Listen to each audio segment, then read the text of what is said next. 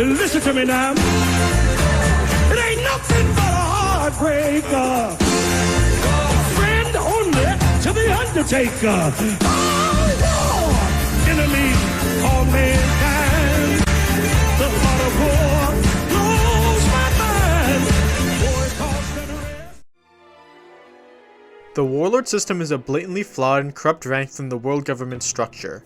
And there's no better aspect for the story of One Piece than this one to explore the world government's duplicitous and conflicting priorities.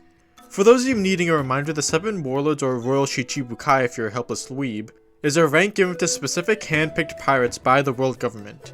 In return for offering assistance when summoned, suppressing other pirate crews, and for offering a portion of their loot, they are allowed to do as they please without interference from the Marines. They are essentially government-sanctioned pirates. Their existence is framed by government officials as a necessity to preserve the balance of powers between the world government and the numerous powers outside of their control. But the story not only tears that bold-faced lie apart every chance it gets, but the creation and use of the system illustrates an important mentality prevalent throughout the world government and its core interests. But before we get to that, let's talk about why exactly the system is dangerous. The obvious place to start is with Crocodile, a pirate who incited war in a failed attempt to usurp a country, and Doflamingo, a man who succeeded in that mission and ruled a country for over a decade. While it's true that these acts were considered violations of their warlord status, it's also true that their status allowed them to slip into these countries and become figureheads so easily. As long as they hide their involvement in the inciting incident that breaks the country apart, they can frame themselves as heroes, and the government is perfectly fine letting the warlords run a country afterwards. These 2 countries, Alabasta and Dressrosa respectively, had countless victims. And when the truth of the pirates' acts came to light, the government was perfectly fine detaining the warlords and moving on, without critically analyzing the system that let such atrocities happen. Although in spite of this, the warlord system isn't completely devoid of merit. After all, these are powerful individuals who can have meaningful impacts in military affairs such as the Marineford War. And we even have an image of a theoretically perfect warlord in Kuma, who, undercover agent status aside, is loyal to the government and its orders. But Kuma is a clear outlier in this regard. Most warlords don't even answer a simple summons. The majority of warlords only keep the position out of self-interest. And as a result, kingdoms struggle, shadows are taken, children are kidnapped for experimentation, and other warlords take the position only to throw it away not long after they reap the benefits, such as Law and Blackbeard. It's too easy for pirates to exploit the warlord system. Lives are ruined and the warlords are free from punishment. What place does this system have in a government body? What it really comes down to is a question of offensive military might and protection of the system, weighed against the rights and protections of the people within that system. And for the purposes of a counterexample, there's no better subplot than that of Kiros and Rebecca, because I feel Kiros' relationship with the Riku dynasty is an illustration of an ideal military-citizen relationship. But before we get to that, in a blog I made about this subject, I talked about Rebecca in response to criticism of her, and I would like to get those thoughts out, so prepare for a tangent. Rebecca might be the most infamous character in One Piece for being poorly written, usually being labeled as a sexist character because she's weak and cries a lot. As for the sexist part, it's true in fact that her bikini armor is blatant fan service, but in regards to her not fighting and relying on others to fight, it just doesn't hold water. Mainly because there's another character in Dressrosa who refuses to hurt other people and relies on others to fight for him. If you didn't guess by now, his name is Riku and he's probably the origin of Rebecca's morality. Rebecca inherited it from her mother Scarlet, and Scarlet most likely inherited it from her father Riku. It sounds silly to say Rebecca not wanting to fight is supposed to reflect on her gender when there's someone of the opposite gender with the same mindset and both are framed positively in the same way. What good is there in not fighting? Isn't Pika right when he says Riku is a failure of a king because he didn't prepare his kingdom for war and conflict? Well, I think he's only half right. A country needs power to protect itself and remain independent. But it's misguided to put the blame on Riku, because Dressrosa allied with the world government. Riku's priority wasn't to accumulate military might, it was to maintain peace and make sure the kingdoms found prosperity in that peace. The fact that Doflamingo could get away with burning Dressrosa, removing the power structure, framing Riku for the fire, and then becoming its king, is a failure of the world government, as it's their sworn duty to stop evil. And they even ask for taxes and tributes in return for their protection, only to turn the other way and let pirates run free when it's convenient for them. And that's the main idea of this video. The world government puts systems in place in service to its own convenience and perpetuation, far above the needs of its people. The world government takes what it can and gives if it must. Kyros and Rebecca are what a relationship between its military and people should be like. Rebecca shouldn't need to be a fighter because it's simply not in her to hurt people. Kyros only taught her to fight out of necessity of his failing toy body, and only for the purposes of self-defense. When Rebecca did fight, it was literally with a sword too blunt to injure anyone. The idea that people need to be fighters or need to be useful in order to have value is actually kind of disgusting and is exactly what Doflamingo, the big bad evil man, practices in his crew. And in fact, it's how the government tends to operate. Your rights as a world government citizen can be determined by class and blood, but it's also determined by your usefulness. Beyond just needing to pay a heavy tax for the government's unreliable protection, Lucci and the soldiers in his backstory are all in service of the same goal on paper. But because Lucci is a powerful superhuman member of CP9, he is free to kill those other soldiers in service of his own self-satisfaction, or even other members of CP9 that he deems not useful enough. In addition, Fujitora and Green Bull have been given more power and responsibility than the majority of Marines, despite only being a part of the organization for a couple years at most. The Marines wanted two powerhouses to replace Aokiji and Akainu as admirals, so they gave the position to whoever's power level was high enough. We do know of two other characters who were considered possible candidates for the admiral position, but whatever seniority, experience, or loyalty they have wasn't enough to make up for a simple strength gap, at least not in the eyes of the higher-ups. Although these two characters are literally SBS cameo characters, so they're probably never going to do anything of significance anyway. And if you want to learn more about how Doflamingo's crew explores this concept of usefulness being a necessity, here's a link to an awesome video about Doflamingo from this cool guy named Krasdorf. He has a lot of good One Piece videos, so check him out. Now moving on, let's talk about the two warlords who arguably make for the best case for the system, even if they don't fit the idea of an obedient warlord like Kuma does. Jinbei and Boa Hancock. It's easy to recognize that the Sun Pirates and Fishmen as a whole are an allegory for minority groups. But what I also find interesting is that alongside the Fishmen, Giants, and Shandorans, the Kuja are in a similar position, a tribe exclusively made of female Amazon warriors. And I think this is done to acknowledge that despite not being a minority, women have been victims of bigotry throughout history in a similar manner to minorities. I feel Boa Hancock's link to Tiger makes this all the more clear, like the series is screaming at you to acknowledge that fact. And I'm kind of embarrassed I didn't realize it sooner. Although maybe this reading never occurred to me before because any cases of systemic sexism in the world government can also be spun as racism, such as the treatment and commodification of mermaids.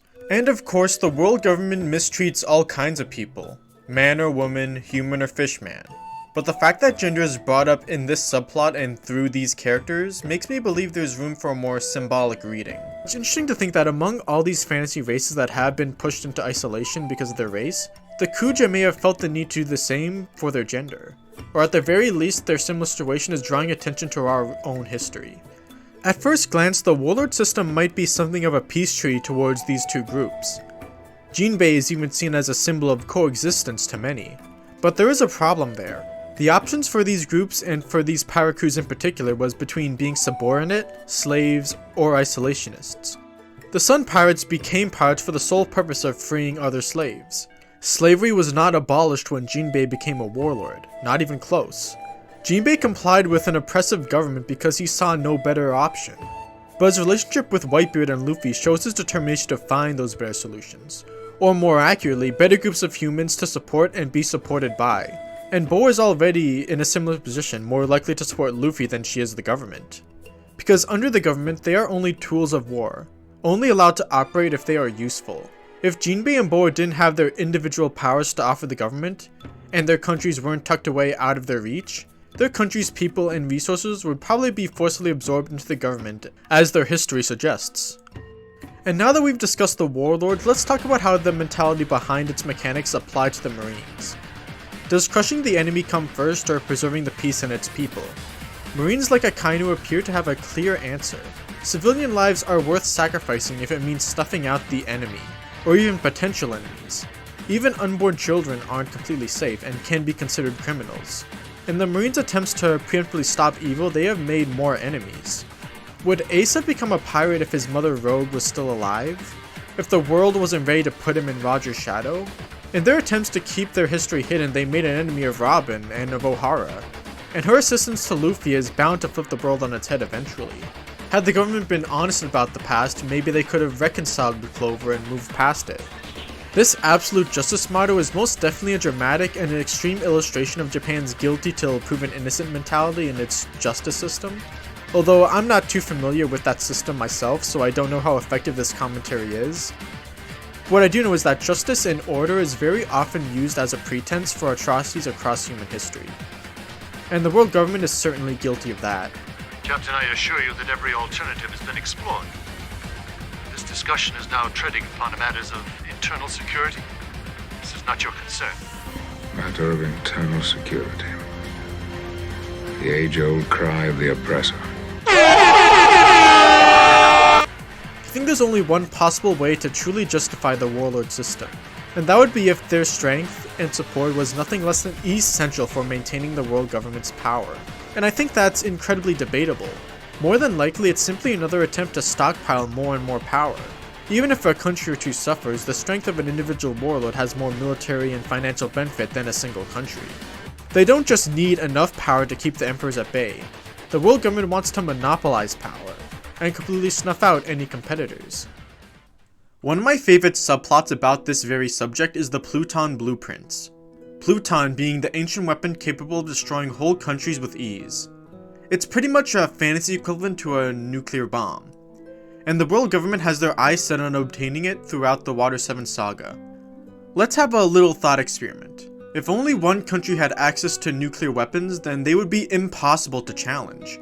Whatever rules, policies, and demands they set would be impossible to ignore.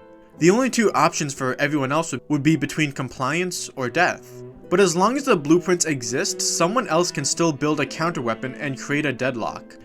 It's like Tom says, ships and weapons aren't good or bad, it's the people who wield them that have to be judged. A man using a weapon as a deterrent or as a tool is not the same as a man using a weapon maliciously. That's why the shipwrights were so careful to protect the blueprints, so that the world government wouldn't be impossible to oppose or to hold accountable should the worst case scenario happen.